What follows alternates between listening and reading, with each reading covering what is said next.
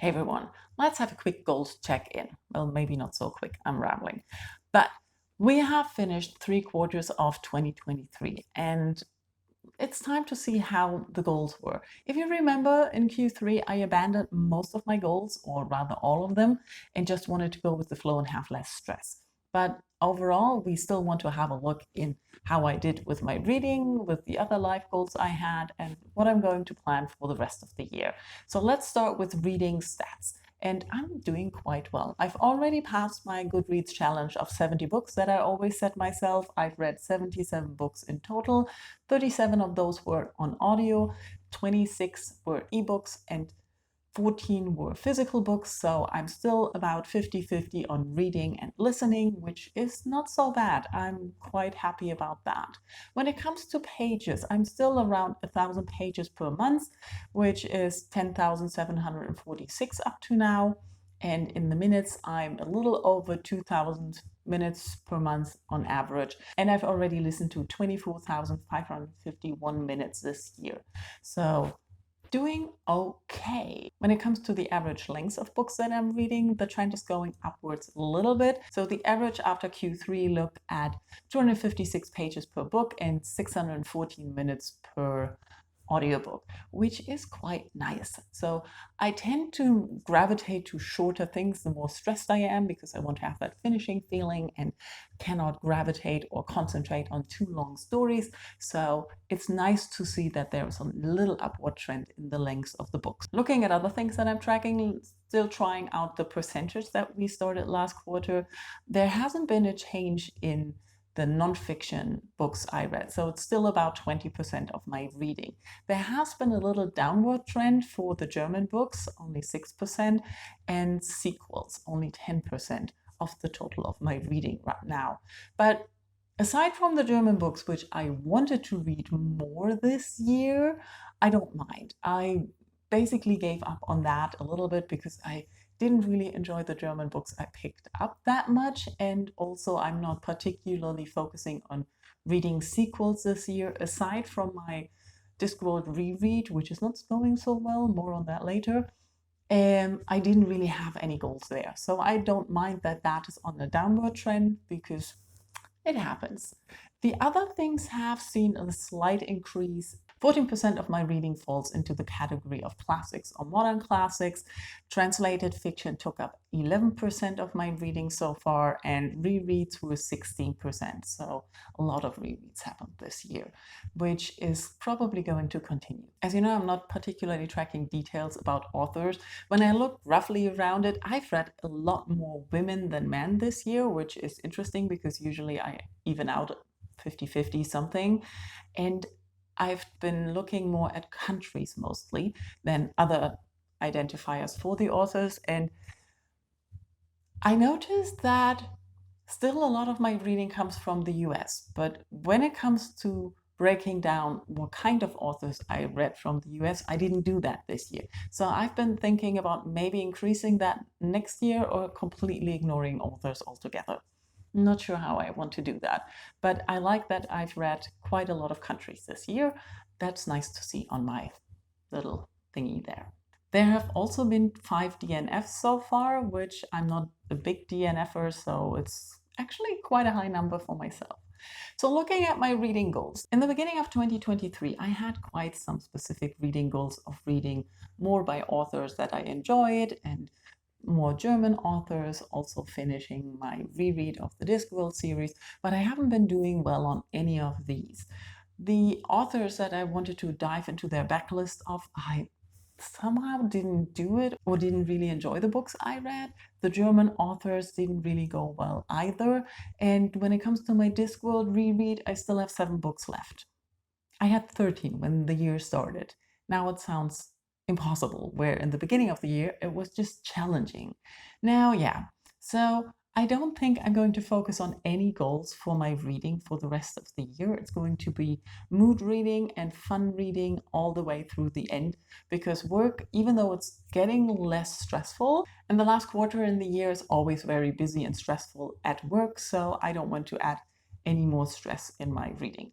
So let's see what we can reach by the end of the year. Will I break the 100 books?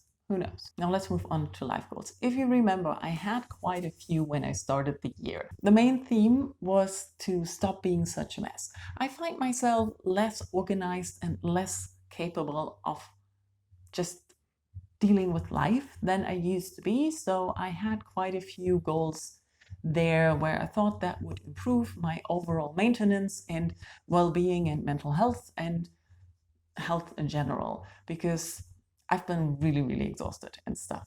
But somehow that didn't work out so well. I had different categories that I wanted to focus on. So let's quickly have a look at how I am right now and what I want to do for the rest of the year. Because Q3, I let go of most of the goals. I think I only tried for the daily habits that I genuinely want to achieve, but nothing else. There was something about cleaning and tidying regularly. I'm awful at that. I tend to be better at keeping things okay, but I also fall down and just forget to clean for days and weeks. And then I have to do a deep clean. So I can safely say this is not going to change anytime soon. I want to clean once a week, but oftentimes on the day that would be the cleaning day, I don't feel like it, and then I don't because it doesn't look so awful. I know that's not how cleaning works, but let's leave it at that. Not going to change. The fun part of meal prep. I am trying to prepare different healthy snacks and lunches. And yeah, I started off all motivated at the beginning of the year. And then I had some ideas and included or incorporated that in my general cooking. I usually try to make lunch for work so that I don't often buy the lunch there. But yeah, I've gotten lazy in the last quarter. I haven't added any new recipes. I basically do the staples, same things that I always do. I think overall I included a few things that I learned throughout this project, but I didn't really make any more improvements. I also started tracking my food last month again, just for a few weeks to see if my nutritions have changed. I don't really care about the calories so much when I'm food tracking. I'm more interested in the nutritional basis and how I'm eating. And I definitely have noticed I haven't changed anything about how I'm eating. I'm still eating the same way and the same kind of problems that I had before, and it's not going to change. So I decided to accept that and cut the meal prep out of any goals and just deal with it. The fat, I'm not an unhealthy eater, but I'm not an overly healthy eater either. So I'm somewhere in the middle and not perfect. And that's just it. That's what we're going to live with now. A bigger part of what I wanted to achieve was exercise, or rather to get more energy again. And exercise is one way of doing that. But I am still doing okay with the morning exercise. I'm doing okay with doing stuff, but I didn't increase any lengths of workouts. Running has been less than I wanted to in recent weeks. I'm still on very long runs, and I'm slow. I'm so slow still, but I think I'm going to try and increase the running a little bit more. I found some ways that are workable with my busy schedule and exhausted life, and other things that are not. So I'm more relaxed about skipping exercise days when I cannot or don't feel like doing it, but I'm also aiming for half an hour a day. Currently, I've tried for October to try to do 10-minute yoga before I crash on my couch every day. And I don't like yoga, that's the thing, but I know it has benefits for the overall well-being. So I'm trying to find a way of incorporating that into my life that is not too much, but also not nothing. And so far, I've been doing okay. I only skipped one day. So that's not so bad. So going on for the rest of the year, I want to keep trying for the 30 minutes morning exercise and the 10-minute yoga in the evening.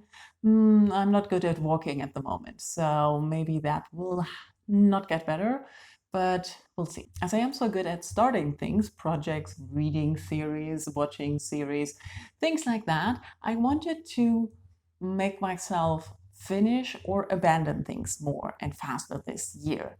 And I honestly have to say, I did well in the beginning. Currently, I'm awful. I started so many things and I tend to just start things all the time, but then I don't continue or finish. So I don't know if I want to focus on that a little bit more for the rest of the year again to see that I don't have so many loose ends hanging around again, but I'm not exactly sure if that is going to work. So not too much pressure, but it would be nice to not have 1,000 series started when I end the year. I also wrote down that I wanted to go out and do more stuff this year. That didn't really happen. And that's not going to happen for the rest of the year either. So I'm not going to look at that too closely.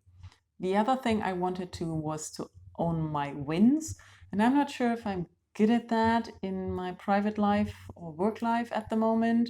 But I think we're going to have a real roundup of the achievements I had this year, however arbitrary and random and unimportant they are, in the end of Q4. That's something I'm going to set myself. In the end of Q4, with our goals check-in, we're going to have a rundown of the wins I had this year. There were some. It wasn't overall a bad year. I'm doing okay. I'm just still a mess. And the last thing that I want to talk about that I've been trying to implement and get better at is the Korean. I started learning Korean about, was it 2 years ago now? Probably. And I still am not able to talk or good at it. Awful. Really awful. But in this year, I wanted to have a last attempt at achieving Korean learning before I give it up, or if I give it up. And I tried a few different programs. Currently, I'm working with the 90-day Korean, and I am partly enjoying it, but I'm not doing it all the time. There are a little few things that I notice when I find the time to sit down and do the lessons and do the practice, then I'm enjoying it.